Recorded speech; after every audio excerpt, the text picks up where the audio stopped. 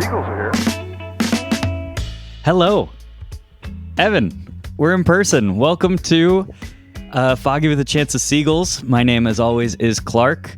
Evan and I, due to Evan traveling to town only to see the Giants-Rockies series. I don't think there was anything going on in your personal life to dictate this move. Just kidding. A lot of fun things going on. But Evan is in the Bay Area in San Francisco. We went to Friday's game together. We also each went to another game. But yeah, without further ado, Evan, how's it feel being in San Francisco, back home? How's it feel the way the Giants just played this weekend? How you doing? I'm doing great. I feel like I've had a real San Francisco weekend. Basically got off the plane, headed straight for the ballpark, watched the game, came home, went right back to the ballpark, left that, slept, beta breaker. So I feel like literally, there's nothing like it. Okay, nothing like it. Heard it here first. That's fantastic. There's nothing more San Francisco. I think unless you smoked a joint with a homeless person on Haight Street, could you have had a more San Francisco experience? But yeah, welcome back home, my friend.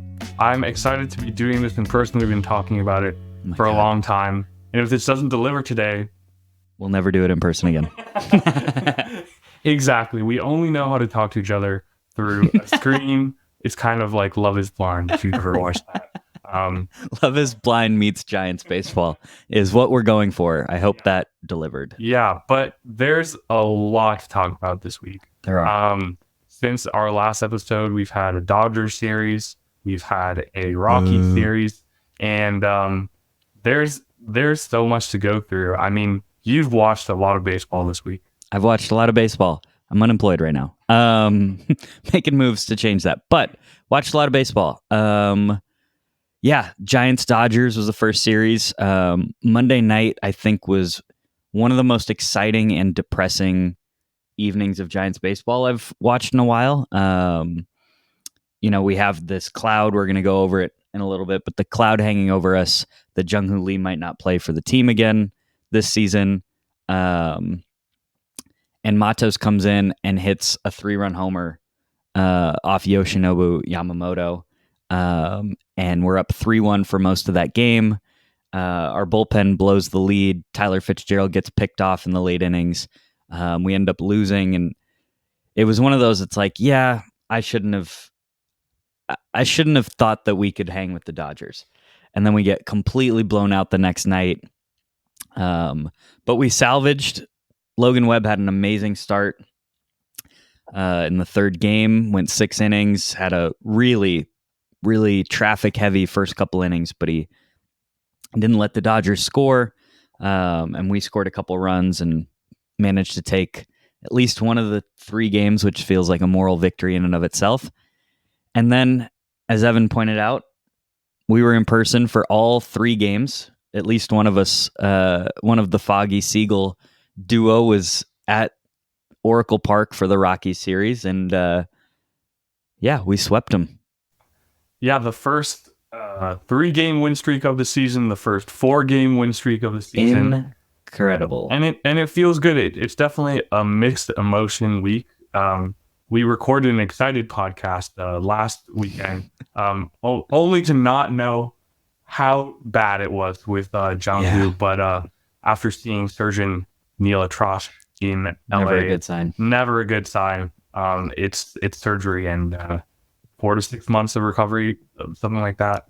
Yeah. So until we make it to the World Series, until he may be able to come back for that. Until Jung-Hoo Lee has his Kirk Gibson moment in the 2024 World Series, we will not see him again.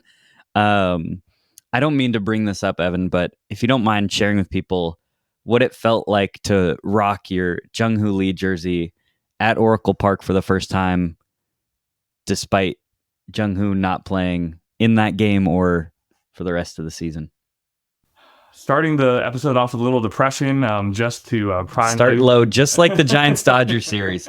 Start low to end high. I was telling you, I feel like I had come to some amount of peace about it, like obviously devastated by it, but getting to the park and just looking in center field and being like, he could be right there. Yeah. We could all be like just there for the season, and having this custom jersey that people were asking me about and whatnot. Like it wasn't the best feeling ever, but in a strange turn of fate, at the Rockies game on Friday, I was asking you for the comp for Luis Matos, and wildly, in my opinion, at the time, the comp was Ronald Acuna from Mr. Card, and I was like, all right, let's have a more realistic comp. But then he turned into just that for the week, and Yeah. Let's talk about Luis Matos real quick.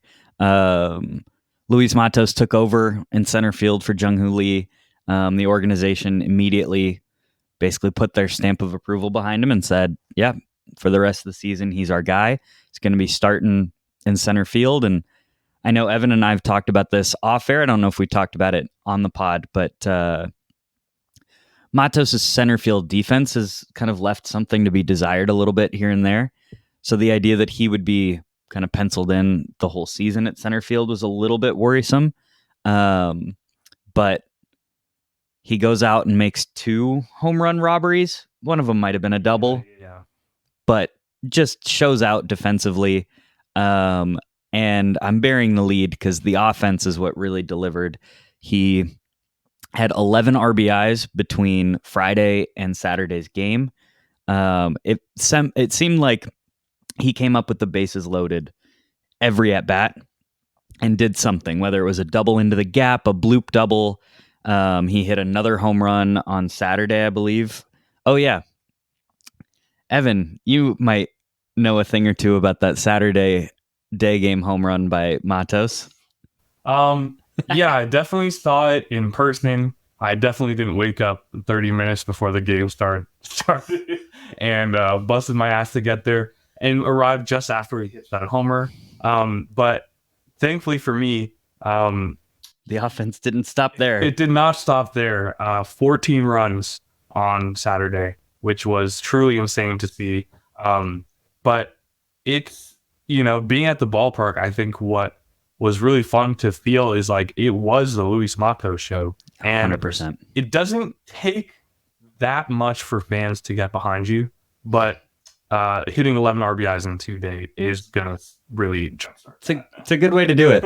Something Barry Bonds never did was have 2 games of 5 or more RBIs in one game. Something that's only been done 4 times in Giants history, and not by anyone listening to this nor recording this episode right now would know of. It's a elite company, obscure company, that's for sure. But yeah, you can feel the buzz right now, which I think is incredible because Evan was not the only sad Jung-Hoo Lee fan in the crowd wearing his jersey. Sadly, not seeing him in person. It's clear the fan base has rallied behind him. There are a ton of jerseys in the stadium. Just anecdotally, like texting between friends, like people love this dude. And so for Matos to not only have a great weekend, but fill the shoes of the most entertaining and popular player, I think is just astounding that he was able to do that. And a reminder, the kid is 22 years old. It's not normal what he's doing. So yeah, he's baby Acuna to me, baby. Well, and we talked about this week too, but I don't know, this happening is only really possible because of this injury. Because we talked about this before the season. They're kind of similar players, There's a little power in there, but power is not their calling card per se. Just good quality contact. Maybe not elite center fielders, definitely with Matos, there's been this question, but then plays this week. So they kind of filled this similar niche, and I think that's definitely the silver lining of a very sad thing with Jung-Hoo. And I think beyond, to talk about the injury too, it's completely transformed, I think, what this season is going to be. And that's kind of, I felt like, am I being too reactionary by saying this? But I think for that piece to be in question, for Jung-Hoo to be out for the whole season, and, the kind of concerns about Patty Barrels' concussions and whatnot, it's changed the tenor of the season to be a much more youth focused season, and I think the excuse me, the aspirations for 2025 for 2024 are kind of they just shifted a little bit. I think obviously the goal is still to get into the postseason. Matos keeps hitting like this. There's no reason we can't. But I think that now, that they're up on at the game on Saturday. Or no, sorry. During the interview with Ramos after the game yesterday, he was talking about how Matos and Luciano and him in the minors, they were talking about once we get our shot, we want to take it, and they're kind of like this little cohort that's come up together, and now they're there, and we've given them the keys to the car. As you just mentioned, Fitzgerald sent down, Schmidt sent down. They're giving Luciano the runway at center. They're giving Matos at short, Matos the path at center, and Ramos in the outfield too, left or right, and it'll be fun to just see what they can do.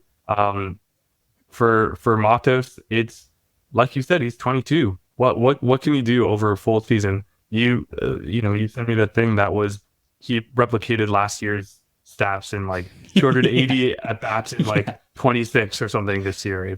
Yeah, he had 2 home runs and 17 RBIs in about 280 at bats last year, and it took him, like you said, 25, 26 at bats this season to match that. Just astounding production.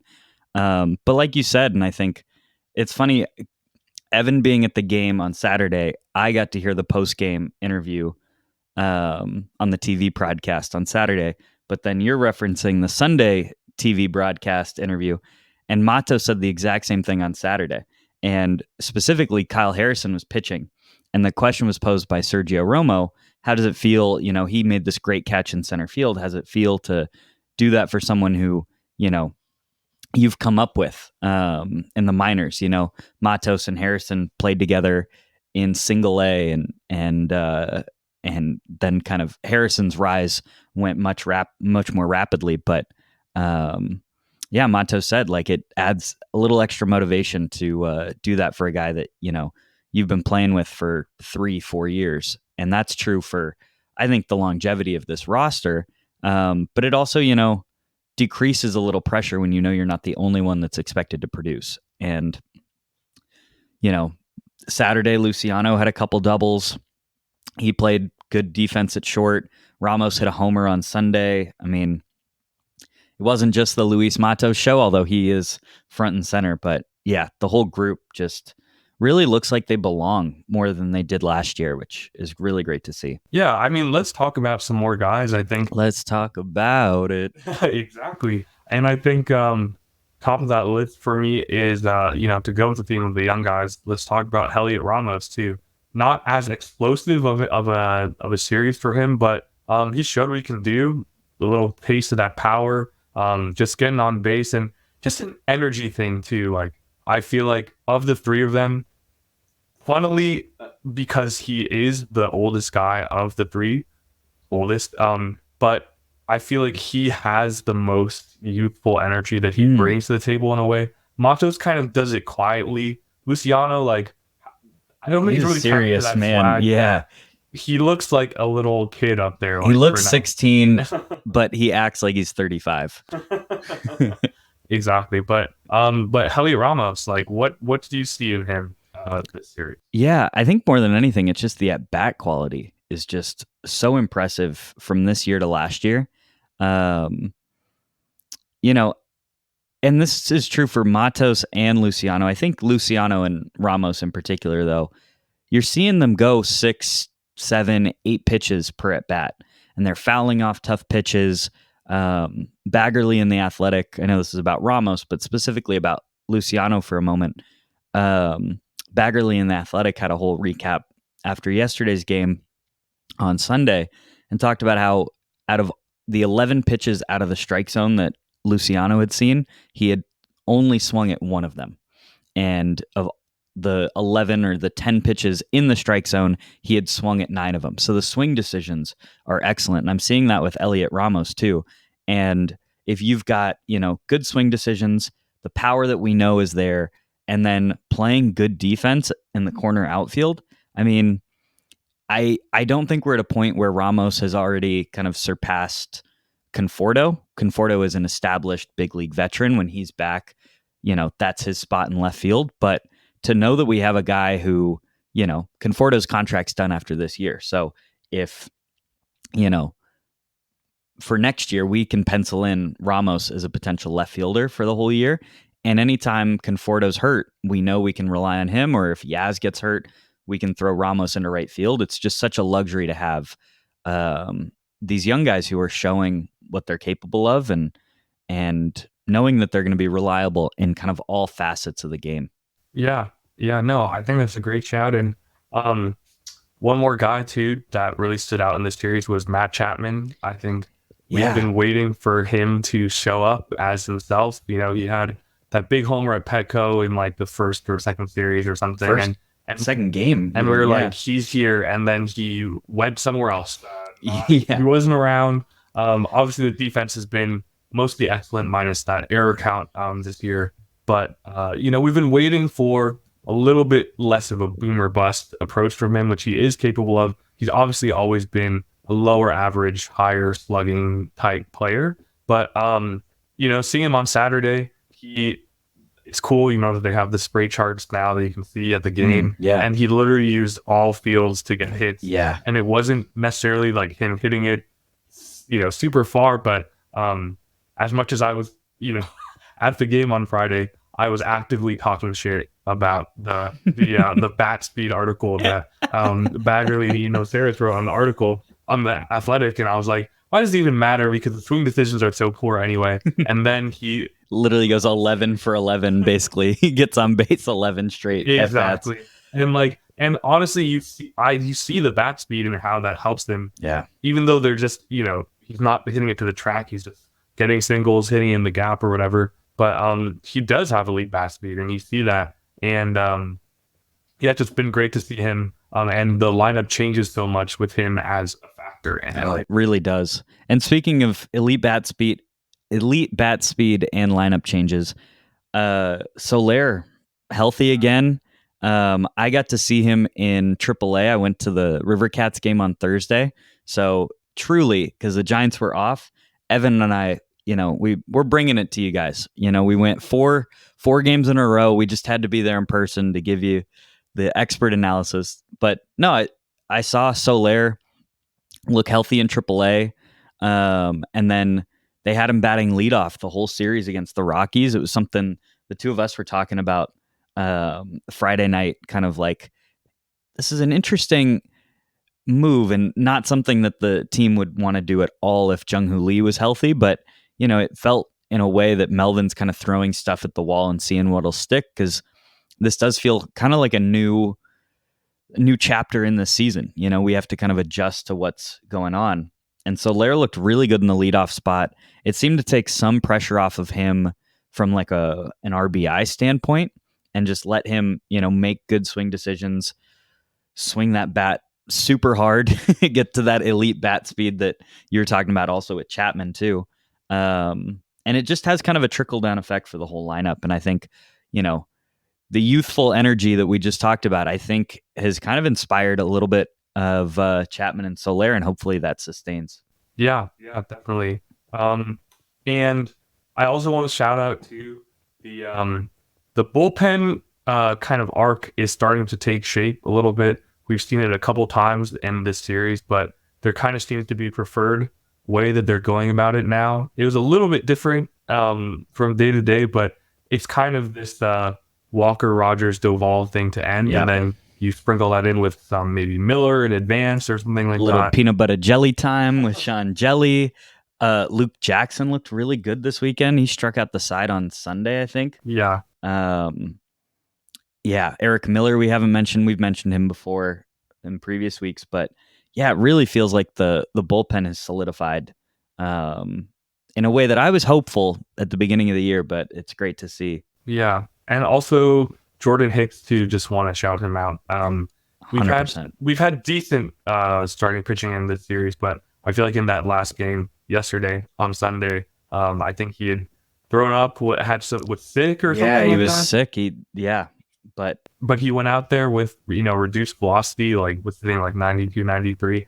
It still got them 5 innings and like 72 pitches or something, which is like all that you can hope for from him. So truly. I mean, I think he's figuring out that he can basically copy Logan Webb's kind of pitching repertoire and strategy, and then make a couple, go from throwing 93, 94 mile per hour sinkers to, up in the velocity if the bases are loaded. There was one moment in yesterday's game. There was like a double and a single, 2 runners on. Then he walked Jacob Stallings to load the bases for Blackman, and then pumped a 96 mile per hour sinker, his fastest pitch of the day, right in on the hands, and Blackman popped it up, inning over. And, he gave up 3 hits total, 5 innings, gave up 1 home run in the first inning. But, I mean, what more could we ask from Jordan Hicks? I mean, he's been mostly efficient. Wasn't super efficient yesterday, but again, he was sick. But, yeah, I mean, if Hicks can give us 5 or 6 innings and then go to that bullpen that we have, I mean, we're winning those starts. Like, we don't have to score many runs, and maybe the offense is unlocked a little bit better. So, yeah, there are a ton of positives to glean from this series and just kind of move forward. I have a question for you, though, Evan. Is there any pumping the brakes that we need to do given the opponent that we were just facing? Yeah, a similar question is on my mind as well. I feel like, just contextualizing this week, the one win we got against the Dodgers was when they started Eliezer Hernandez, who hasn't made a major league start in his career. Right. And then, this Rockies team, they're coming in off a 7-game win streak, but that win streak was mostly against the Rangers, who have been, funk, as Bruce Bochy has said this year, and also the Pods, who've been in their own little weird world that they live in where something's not really working unless they play the Dodgers for some reason. Right.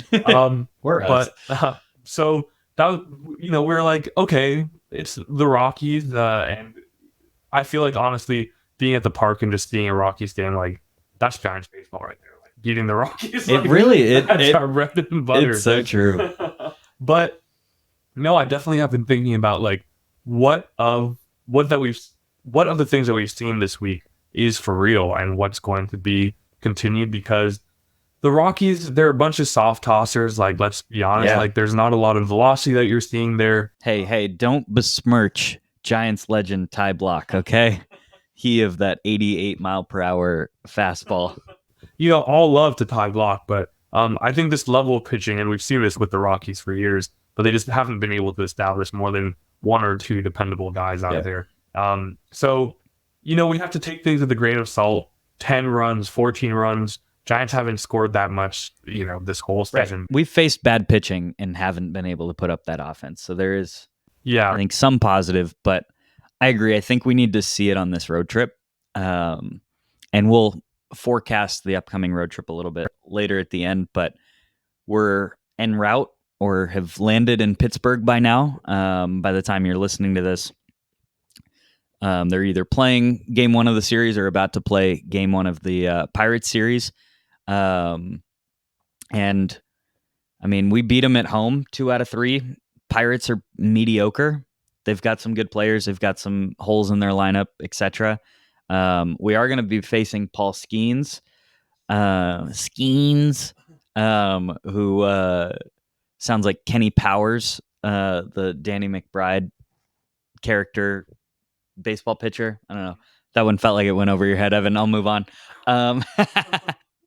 But no, I think we're going to have a little bit of a test on the road coming up, and it'll be interesting to see. But yeah, I think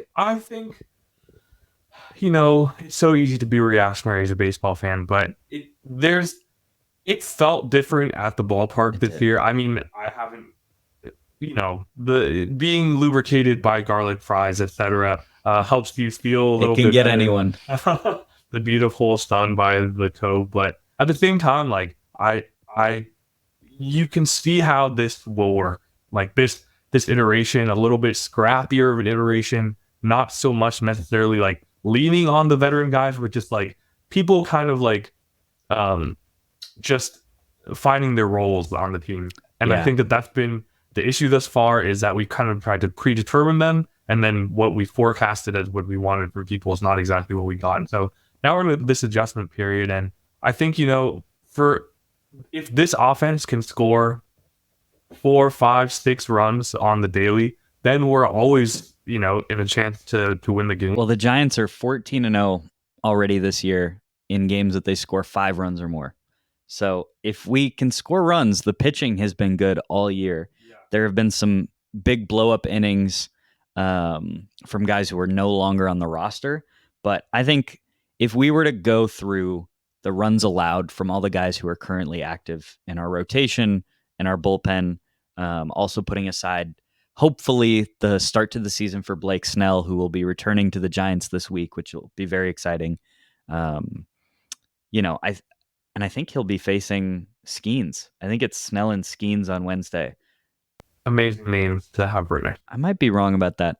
Regardless, if we can just score runs, I mean, we've got a formula. And I think obviously Ahmed and Lee were two of our better defenders, and replacing them with Matos and Luciano is definitely a step down. But I'd say Ramos is just as solid as Conforto, with more athleticism and probably a stronger arm at this point.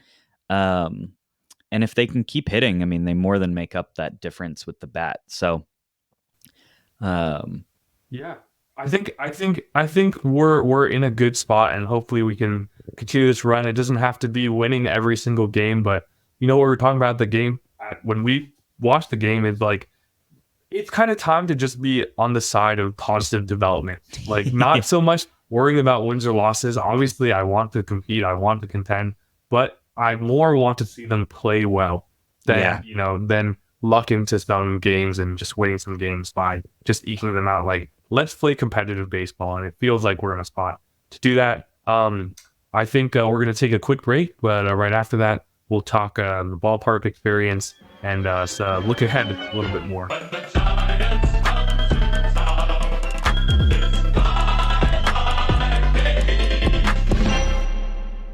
we're back. We're back. We're right where we just were. We haven't moved a single inch. I moved a little bit. Evan didn't see. But I think we went right in and just wanted to talk about some guys, because we haven't had this much to celebrate in the Giants season thus far. But I want to take it back to all the games that we saw this week, which actually started with a little bit of a preview bonus game of you going to the Rivercast. Yeah. So shout out to Nathaniel, my girlfriend Amanda's brother, who lives near Sacramento. They have a lovely house up there in Nevada City. We stayed with him. We planned this trip a few weeks ago to see some of the young Giants. The idea was to, get a glimpse at Luciano, Ramos, and Matos, since they weren't in the major leagues. How that changed. So we went, it was like, are there any prospects left on this AAA team? And at this point, Schmidt hadn't even been sent down. Fitzgerald, who right before recording got sent down for a guy we claimed off waivers. Farhan's so excited he could finally make a waiver claim after months of sitting idly by.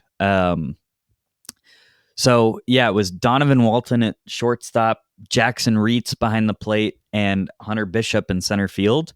Hunter Bishop being former first-round pick in 2019 from the Giants. He of that Barry Bonds lineage, Sarah High School to Arizona State to, big power lefty bat. And he's been hurt for pretty much his entire minor league career, which is why many of you, I'm sure, aren't even aware of that name, Hunter Bishop. But he's been finally healthy this year, started in AA. Probably didn't totally earn a promotion. It kind of happened out of circumstance. But he ripped a home run in the first inning of the game I went to. Landon Roop was on the mound and was absolutely unhittable, which was really fun to watch. And it was fun to see him get stretched out because he was a bullpen guy for us. But, he's a starter long term, I think. So anyway, that was the play by play of what happened on the field. But shout out to the River Cats Stadium Excite Park, I think is it? No. Sutter Health Field. Sutter Health Field. Excite Park is San Jose Giants. Really great atmosphere to go to a game. I mean, many of you may know the A's are moving there next year and into the foreseeable future before they get a stadium approved in Vegas, but it also might not happen. They might just be in Sacramento forever. Yeah. I wouldn't be surprised. And actually, if I had to put money on something, I wouldn't be surprised if in 5 years they were the Sacramento A's. Yeah. This ballpark, while nice, is very much a AAA ballpark. But for Giants fans, I highly recommend going up there, especially in the fog days of summer for us. It's much nicer. It's much hotter. It's just a great atmosphere to go to a game. Cheaper beer too for those who indulge. But yeah, it was fun. It was a fun environment. And it was a little disappointing that I didn't see the true young guys, but fortunately, you did see them the next day. Yeah, exactly. And we were talking too about some of our memories at Oracle, some of our favorite memories there. And for me, one of them is when we saw a game or two, like just coming out of COVID, and you had to sit far from each other, and it was kind of just easy to get food, just like you could do your own thing, like not be worried about people all up on you. And you're saying that's what it's like in Sacramento. So Yeah. you're looking for that experience, that might be the place to go. They have a lawn in the outfield, and you can just kind of like lay out, bring a blanket. There were some kids like throwing the ball back and forth before security told them to buzz off. But yeah, it's a great vibe. Yeah. So going into Friday, we had just come off that Dodgers win, which felt significant, even though it was against Eliezer Hernandez. But correct me if I'm wrong, but did the game not start immediately with some runs for the Rockies? Oh, it was like double, single, or like, yeah, Mason Black was getting touched up a little touched bit. up, indeed. Yeah. And we were like, here we go. After we both started, like, he came out, he had a Red Hot Chili Peppers song as his walk up. I was like, the vibes are great. This is why this kid's going to be good. And then I think the first 4 batters all got on base, and they were up 3-0 without a blink of an eye. Yeah. Evan, you should have shown up late to that game, not the Saturday game. I'm not going to let him live it down. But yeah, we were starting to get big time woe is me energy. Especially, I mean, if I can speak for you a little bit, the like Jung-Hoo Lee injury combined with Mason Black giving up 3 runs immediately to the Rockies didn't feel like we were going to win that game. Yeah. I immediately was like, this is why they won 7 in a row. Might as well just be the bottom dwellers. Let's try to get the number 1 pick in the draft. Like, I was like immediately there. And this is just a message for any of you who may frequent Giants Twitter, who may frequent CanVR. I know we've mentioned it at times in this podcast, probably honestly too often, but there's too much going on in this world to be like legit sad about the Giants. Do you know what I mean? Truly. And like, I feel like it's easy to get in that mode. And during the game we saw too, there's a couple of injury scares, and our minds immediately went to, that the worst thing ever. And like, I think being a Giants fan is you show up whether it's good or it's bad. It's easy for me to forget because we're spoiled with, the dynasty era.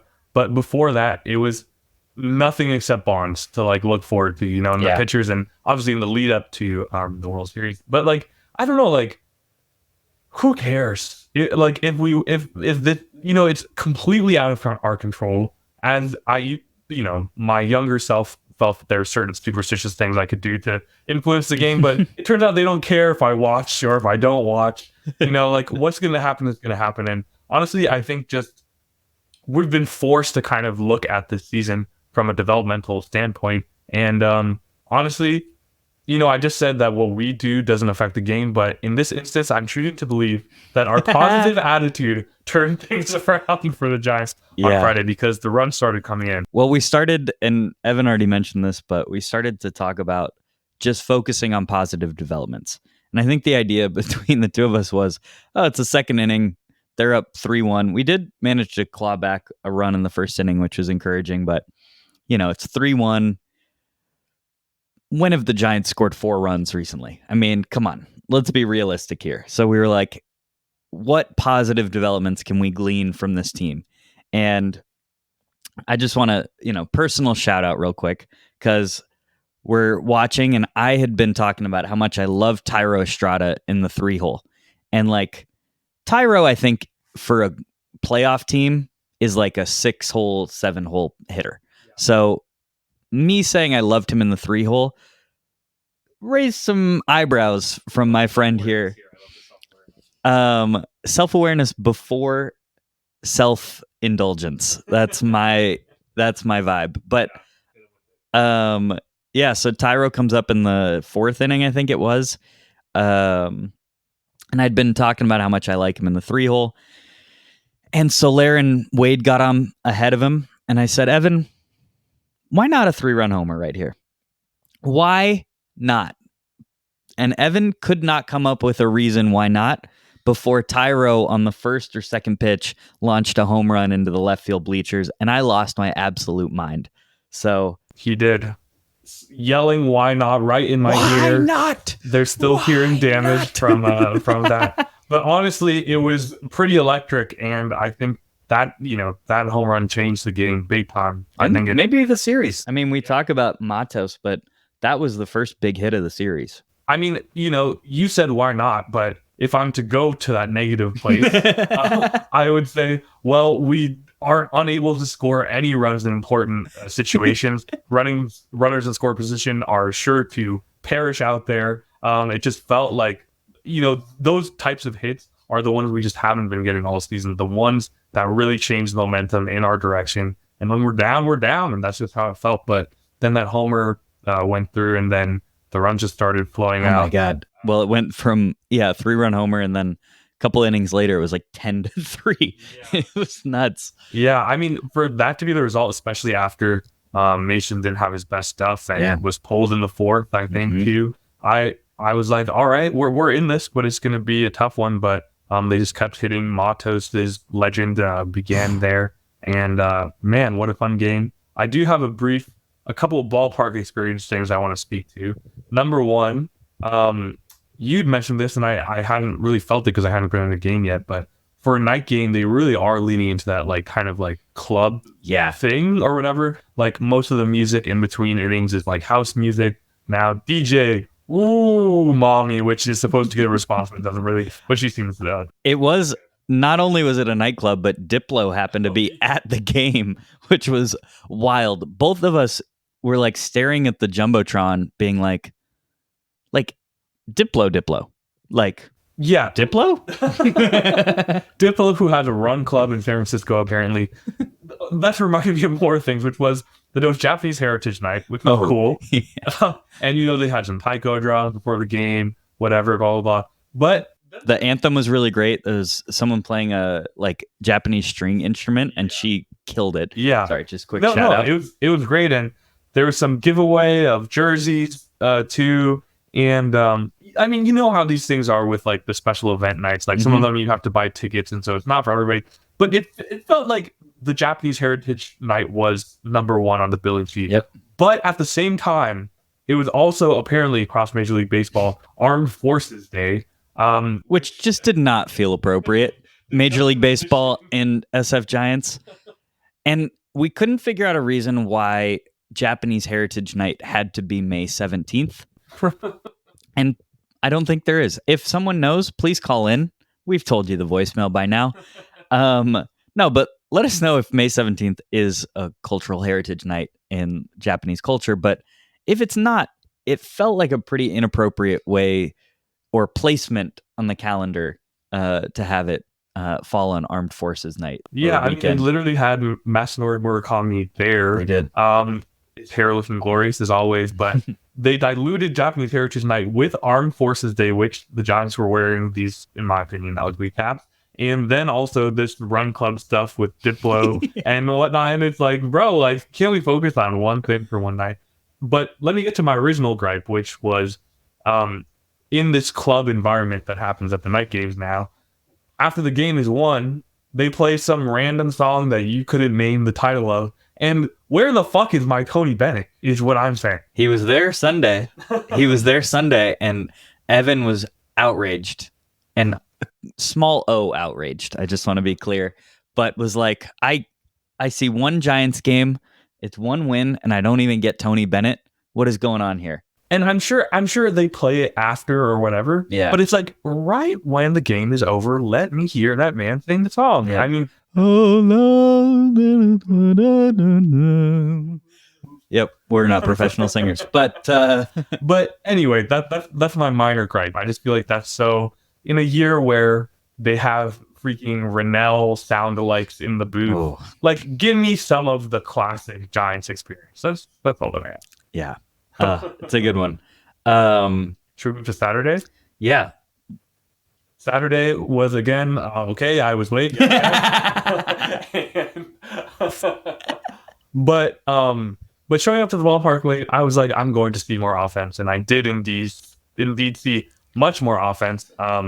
Harrison didn't even have his best game that day. No, 3 runs in 5 innings. I think Harrison's kind of upset he didn't think of the gastrointestinal virus excuse that Hicks had, because he didn't pitch very well. But as he's done all year, he doesn't pitch that great, but he does not give up a big inning, and he manages to get through at least 5 innings. Yeah, it's that short memory that starting pitchers need to have. That is honestly crucial and allowed for us to score literally 14 runs. Yeah. Everybody contributing. I think Chapman was 5 for 5 that day. There's an excitement every time Matos came up. It just felt. Also, I want to address Mike Yastrzemski's been heating up like quietly too. Been playing so well, and just so fun to watch. And what we haven't talked about is not that this is a major addition, but Kurt Casale is back in the order. Oh my God, why didn't we? Yeah, we haven't talked about Kurt. Giants are undefeated in the Kurt Casale era, and Kurt, when he was our backup catcher in 2021, had like a 700 winning percentage for us. I mean, we did better in games that he started than Buster that year. Yeah. And it was a huge reason we won the division. And I mean, looking back to, I was thinking, we talked about this the other week, but Logan had that little 3-game stretch of shaky starts, and like how much of that is due to not throwing to somebody who he feels comfortable with, the Jackson Reach or freaking Blake Stable, who is not a catcher, or even Tom Murphy a little bit too. And like, he just hasn't been on the team that long. Yeah. And he's not a defense first catcher either. But yeah, Casale just has a calming presence back there. You can see it. I really felt like live, you can see it even more of like, he was always picking the right times to go up and check in with the pitcher. Yeah. There was a moment yesterday where Hicks, I mentioned it already, but he loads the bases, and immediately Casale and Chapman are at the mound.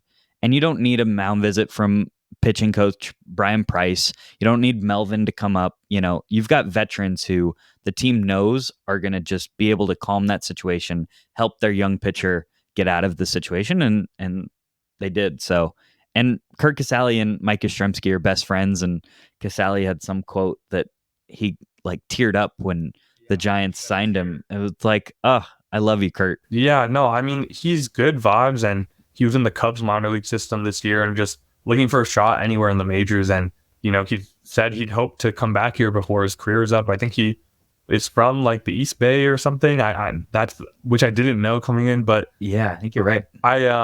He was also, they interviewed him on the post game yesterday, and he, I forget who it was. I think it was Contos was talking to him about, just being somebody that pitchers like throwing to. And like, obviously all catchers pride themselves on that, but it feels like he really prides himself on that. Like, I think, and for these kind of more older journeyman catcher types, like that's their calling card. It's like the offense can be an added bonus, and he's fine offensively, maybe slightly below average, but you'll take that for like the type of presence to just like know how to like massage a pitcher in game and all that stuff.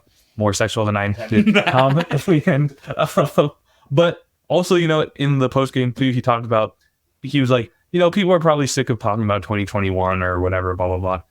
But he talked about how much it was how important it felt for him to do it, and how amazing it felt to be part of that for the city, for the team, the fans. And we love to shit on it now because of the 2 years of crap that we've had since then. But like, that wasn't that long ago, and he and Yaz are some of the last people on the roster. I think that there's like 7 or 8 guys from that 2021 team, but yeah, just having him around, it feels like maybe he can help us recapture just a little bit of that energy. Just a professional guy. Yeah. So thanks for coming along, Clark. Clark with having. Mark. Yeah, shout out to Casali, and in general, just the team had good vibes throughout. The crowds were pretty packed, because I think that's been a big thing over the last couple of years, that attendance has gone down. I have seen where the Giants' attendance has been up across Major League Baseball a lot. Most teams are down. The Diamondbacks, after making the World Series last year, their attendance is up like 60%, which is wild. Ours is up like 15%, which is still, a huge number. But yeah, you see a ton of Lee jerseys, a ton of Yaz jerseys, actually, too, to your point. He's been like the longest tenured regular for us. Yeah. So I guess at a certain point, people are like, I guess this guy's staying, I'll get his jersey. But no, it's a good energy at the park. And I feel like part of like the online consumption of Giants baseball is you're just in this misery chamber with other people, and yet you go to the games and you just feel the energy of people just like wanting to have a good time. Like that's what baseball's for. It's not for promoting every little thing. Quickly, it's been a long time since I've had a Giants ballpark food. I've been vegan for many years, so was resigned to garlic fries and the Impossible Burger. But now my options are more open. Now his options are more possible. Exactly. And I just want to say there's been talk of the garlic fries being better this year.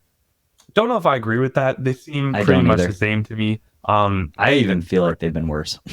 not to get all nerdy on you, but I think why is because they use that jarred garlic stuff, which just like is never the taste that I'm looking for. Yeah. And I think that brine is a little too sour, and then so you eat the fries and they're sour, they're cold, they're not frying it at the right temperature. So I think that there's a better standard we can hold the garlic fries to. Had a crab sandwich for the first time. Crab sandwich is good. That was good. I had a gyro that's fantastic. We were up in the 300 level, and the food up there is decent. There are other parts of the stadium that I think are a little bit better. We walked by the new Fuku stand, thought about a chicken sandwich. Those are really good. I've tried one. Thought we'd keep the $50 in our pocket. Yes, exactly. Although the crab sandwich isn't any cheaper. No, it's not the worst. But yeah. And then I don't really know about Sunday. Like, what was Sunday? It was good. Shout out to my buddy Jared, who's a Padres fan, who dressed in Lacoste brand, so he didn't support either team. That's not an actual shout out. Jared, you grew up in San Francisco. You should be a Giants fan. But yeah, didn't try any of the ballpark food, but I had a lot of beer at the game, and beer was good. So there's that. Beer was good. I might have to have Jared on though at some point, because he had quite the situation with the cashier. There was a confusion between draft beer and bottled or canned, and a different price for each. And then he had a concessions voucher that got credited and then uncredited. It was a whole saga. It was pretty funny, but shout out Giants employees. You do a great job.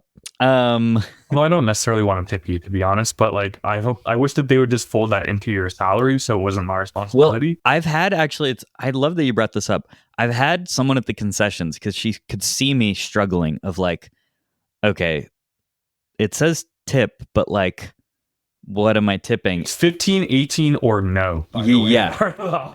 And this woman, I wish I knew her name. I wish I could shout her out, but she goes, This tip doesn't even go to me, honey. Don't please press no. It doesn't even go to them directly. It just generally goes to the staff at that booth.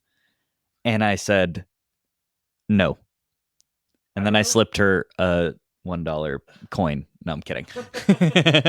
I don't know if you know that episode of Kitchen Nightmares with I don't. It's this like cult status episode with this restaurant in Arizona of like this insane woman and her insane husband, and they're both very strange. But like one of the big things that was like they dropped the bomb was like that they collect the tips from the servers and the hosts and the waitresses. And God, that I think is really wrong. So I would say San Francisco Giants maybe reassess what we're doing there. Yeah, it doesn't sound quite Kitchen Nightmare-esque. More that like I don't know if they can figure out who was working which station, and so they're split like evenly between the cashiers. I got it. It's not just Larry Bear pocketing all the tips. Although I can't confirm. I can't believe he's still around, to be honest. Yeah. But, anyway, well, should we look ahead quickly? Let's look ahead. So we've got Pirates this week at PNC, and then Mets series that I think I'm gonna go to. Hell yeah. in New York. Let's when go. I'm back. Back-to-back weekends. Where are we the following weekend? Can you travel there? I don't think so. I'm a bet all traveled out at this point. But I think these are going to be good series for us. They're serviceable teams, but they're beatable teams both. Especially the Mets feeling a little vulnerable right now, and after a quick start with them, Joey Bart's been hitting like .01 or something since the trade. So I'm glad you brought up Joey. I admire the organization for pivoting to Kurt Casale rather than trying to trade back for Joey Bart. Not that they would have done that, but like we were bemoaning, I think offline, that like we trade Bart and then Bailey and Murphy get hurt in back-to-back games. But like you said, Bart's still not quite taking advantage of his opportunity quite like Elliot Ramos or Luis Matos are. And I do think the veteran presence behind the plate is preferred until P. Bailey comes back. I think it'd feel like a little bit too much like hooking up with your ex. Broke up, like it's a little too soon. With Kurt, it's like we both lived our lives. He's gone, seeing some things, seeing some other teams, but now he's back and it feels more mature. Right. We weren't ready at the time. We thought we could just have that kind of fling with any backup catcher, but we realized it was really special with him. Yeah. That's why he's back. Exactly. Well, it's going to get awkward when Tom Murphy comes back, but no, well, Kurt Casale is more handsome than Tom Murphy. He is. So he has that going for him. Cast your votes below. On that note, thank you for joining us for another episode of Foggy with a Chance of Seagulls, our first in-person episode. So if you have feedback on how this went, this vibe, if they're positive, let us know. We're only here for positive developments. So, but no, thank you for joining us. If they're negative, DM them to me personally. But we'll be back soon with another episode of Foggy with a Chance of Seagulls. Go Giants. Go Luis Matos.